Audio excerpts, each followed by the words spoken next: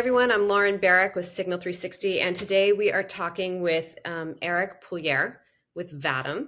He is a founder of more than 15 companies. I think I have that right.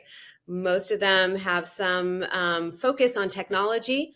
Some have been in the healthcare space, some have been in the education space. But today we're going to talk about his latest, which is Vatam. And we're really glad that you could take the time to talk with us today. So welcome, Eric. Thank you. So happy to be here. So I'm sort of hoping we could talk first just a bit about if you could tell us how Vatam got started, sort of the backstory on that, and what the company does. Yeah, for sure. I mean, Vatam got started with a beer. For those of you who are ever find yourself in the Santa Monica, California area, go to a blues bar called Harvell's and let them know I sent you. I've had this. I've owned half of this for 15 years, and I was sitting there in quite a few years ago now, and thinking about the dynamics of the coming exponential trends that were converging in technology. And every company I've ever created kind of started the same way, where you see macro trends on the horizon and start to think about what are the implications of this to business and society. And the trends that were very clearly coming on us were things like artificial intelligence, blockchain, digital wallets, digital objects. The demise of cookies was imminent. Different ways of reaching people were necessary. And there was this mix of need and a maturing tech that just kind of was evident that we needed a new way, a better way to engage people at scale and to gather data in a legal and ethical way. The problem that we had been seeing was that the data was not being gathered in ethical ways, and the legal concerns were getting more prominent because the regulation was coming. And we wanted to think about what's a better way to engage audiences in a way that was value-based instead of annoyance-based and could create a mutually beneficial relationship. Okay, so first, thanks for the tip on the blues bar, because I am from the Santa Monica area and I wrote it down. And then second, I want to go back to this idea of digital wallets that you talked about, because that has been something I think many consumers sort of associate that as something a little complicated. And I'm kind of curious how you're at Vatam bringing that into sort of more of a user-friendly, consumer Yes. space. How are you imagining that? Yes, thank you. That's exactly right. And that's the key. So on one level, you have a very clear trend. Everybody is going to change their notion of how they interact with companies and brands. Rather than saying, I'm going to interact with you on your terms and give you all my data, I'm going to own my own data. Psychologically, I'm an individual going from place to place. And what I want to do will be resident in my wallet, in my data, my information, and the communities that I want to join.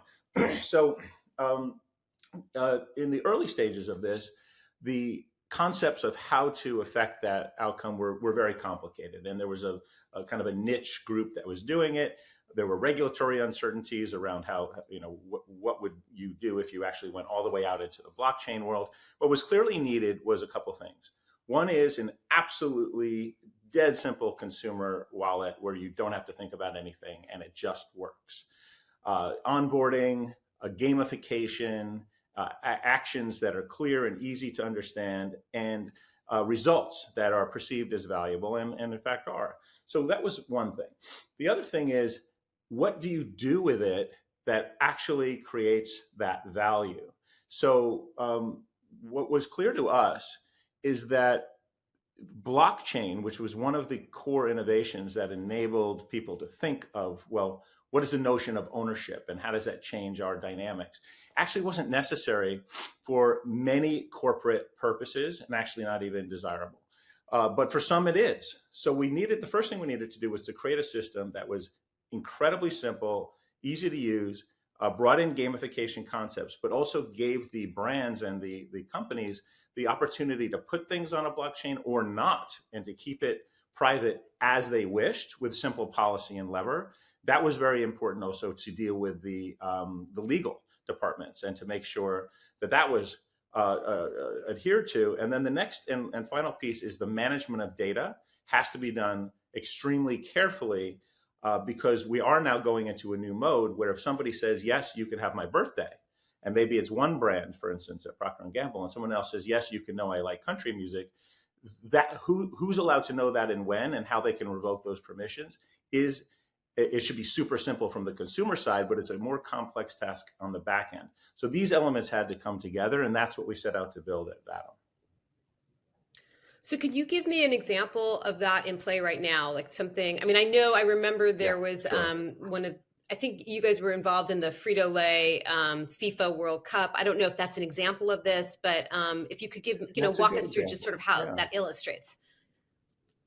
Yeah, sure. I'll tell you that and kind of where that's gone. But so you can't, you probably can, but it's very hard to imagine a less technical audience than a demographic where you're saying the only criteria is an interest in potato chips. Right? That's the level of interest or knowledge you need. Anything more than that cannot be assumed. So what we did was we printed hundreds of millions, literally over 200 million QR codes on bags of Lay's potato chips, oh, and other things, other tasty snacks. And when you went into a 7-Eleven, for instance, or anywhere that they were sold, and you scanned it, it said win a trip to the World Cup. So the first kind of call to action was enticing. There was something around it. But then what happened next was different than normal. It didn't say download an app. It didn't engage you in something that was a one-off. What it did is it brought you into a communal activity. It gave you a wallet. You didn't even know you had a wallet. It just opened it up. No downloads, no nothing. Next thing it did is it asked for permission to collect first-party data in a simple and fun way. Click a box. And then it said, what's your favorite team? Once we know your favorite team and we know who you are and you can get back into it, we can then engage you. And we ask you to take a selfie and share it with a friend. Hundreds of thousands of people did this and started to take these selfies, which as you shared with a friend were emblazoned on digital objects that became part of a massive soccer ball, a massive golden glowing soccer ball with your selfie on it, with your neighbor's selfie on it, with a famous soccer player's selfie on it, football, if you go that way. And as that ball came to fruition, you could go around, search for your friends, search for yourself, and be part of a permanent part of history. Now, this is where the blockchain part did come in. Everything was off-chain until this, where we now wanted to make it permanent. Permanent meaning that you could pass it down through generations and you truly owned it. So we printed it on a blockchain, or minted it, I should say, dropped it into your wallet. And every day there were new games to play, augmented reality games to play, quizzes and trivia, points to be earned. And the most important thing is we expected, if we were successful, you would say, how many people who scan a QR code are going to give you first party data? Like if you get 3 to 5%, that'd be amazing. Like why would they do that unless there's some unusual mechanism? And then what we found was over 30% did that, and over 40% shared with friends, and over 60% that did that came back every day. And the most important aspect of this, with the metrics, the cost of customer acquisition plummeted dramatically because of the sharing. You pay for a certain amount and you get you double, triple, quadruple because of sharing. But the ultimate thing is every single person is opted in for an ongoing relationship with Pepsi, right? That's the thing. It's not like, okay, great, campaign worked, whatever, you do another campaign. But what if you had a new consumer direct communication channel, which is what the wallet is and why it's the most powerful human communication tool since the introduction of the internet. Certainly more powerful now than email, which is perceived as noise, or text, which is annoying to people.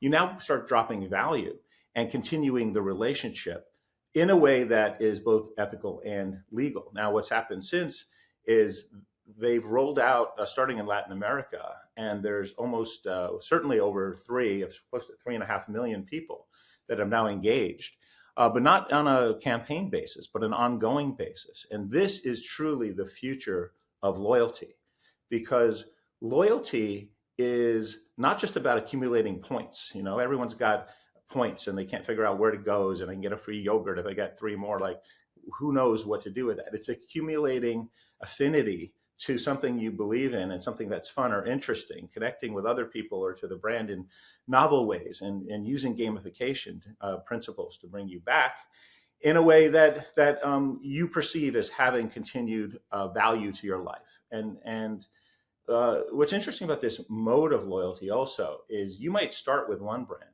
but the underlying elements of that identity are now known across brands. Like Pepsi has a lot of brands, just like Procter and Gamble. Well, now if they brought a different brand into the fore and they wanted to ask you for permission, they know if you're a 50-year-old woman who likes basketball versus a 12-year-old girl. And they're going to be able to start to do more personalization at scale and be more relevant to your life, but also reward you for things that you might have done in one place in another. And this is truly important. And then just the last piece that I want to mention is we talk a lot about value, and there's a lot of fancy concepts of that we can get into and how people perceive the use of their time. But there's also some very simple innovations that come on the back of this, such as coupons. I mean, how insane is it, this coupon system, right? Where Kroger, you bring in a piece of paper that some percentage of people are willing to cut out, hand it to somebody. They shut down early to count up these pieces of paper. Kroger takes this enormous risk of holding all of this money, eventually goes through a clearinghouse and then bills somebody like a Pepsi and eventually gets paid.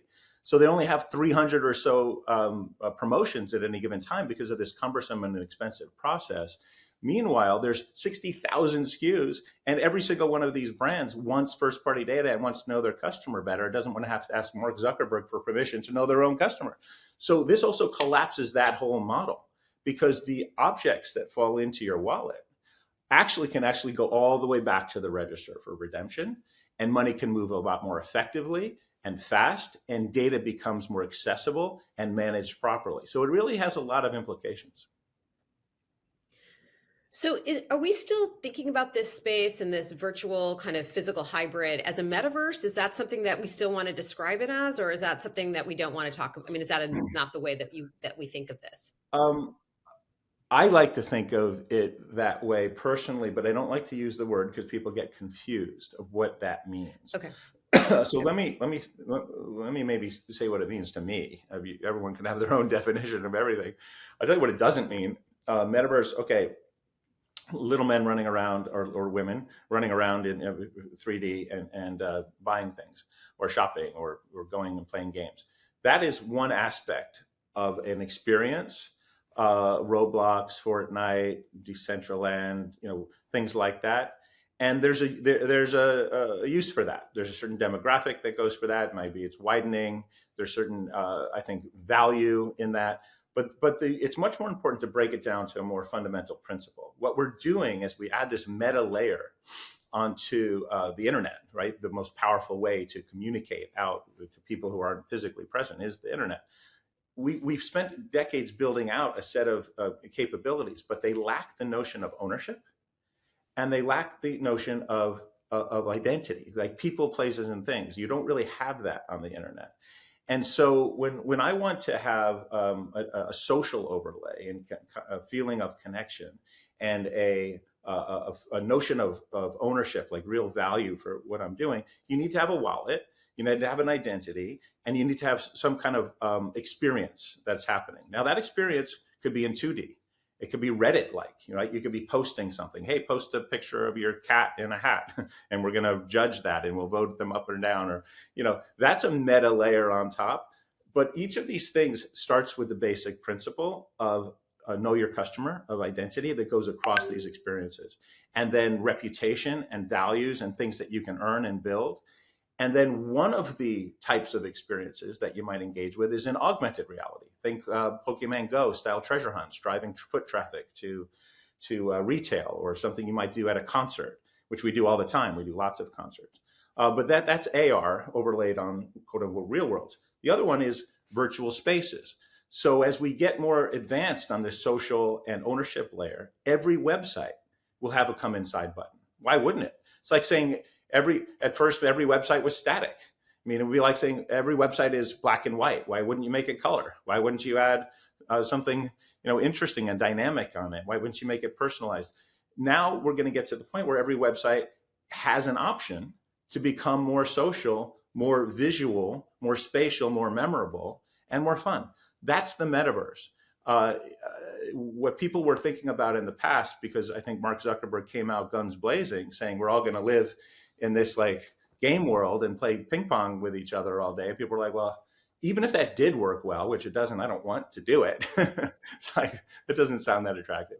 It's really more a philosophical shift to the next generation of the internet and the future of human engagement. I think I'd really love to hear a little bit about, since you have founded more than a dozen companies, you probably have some great thoughts and some great points that you can offer other people Don't who are do it. looking. Aside from that, don't say that. But just some points for people who might be actually just starting out, or even people who are kind of looking to innovate, inside an existing company and take it into another direction. Oh, absolutely. So obviously, being facetious, I think it's the greatest thing in the world to innovate and do and make new things and bring something to the world. It's fun to walk around and see, like, I had a part of that, or we did that. But for those starting out, whether you're in a company innovating or trying to create a company, the most important thing is to get off PowerPoint as quickly as possible if you're going to use that, and to get to launch, to do something that gives you feedback and lets you understand what you should be building versus maybe what you thought you should be building. If you can create practical steps that are useful along the way and actually valuable to those you do it with, but then learn and listen, you'll get there a lot faster than people who spend a lot of time just strategizing and not actually shipping. So it's really important to activate that.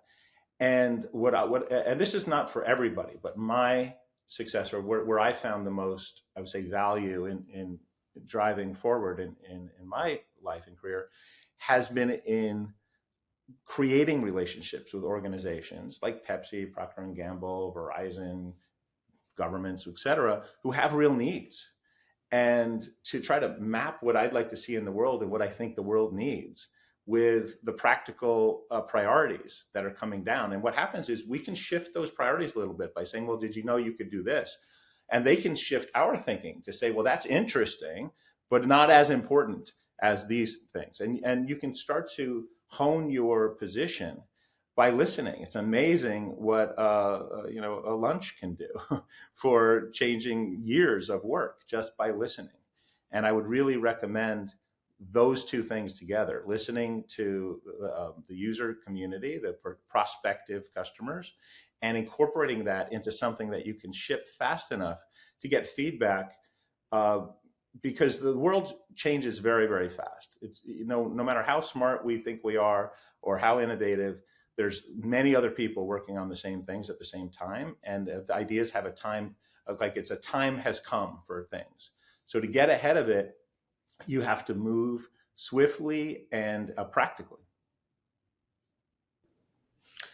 Well, Eric, thank you so much. It's been great hearing from you, hearing a little bit about Vatam. Really appreciate your time.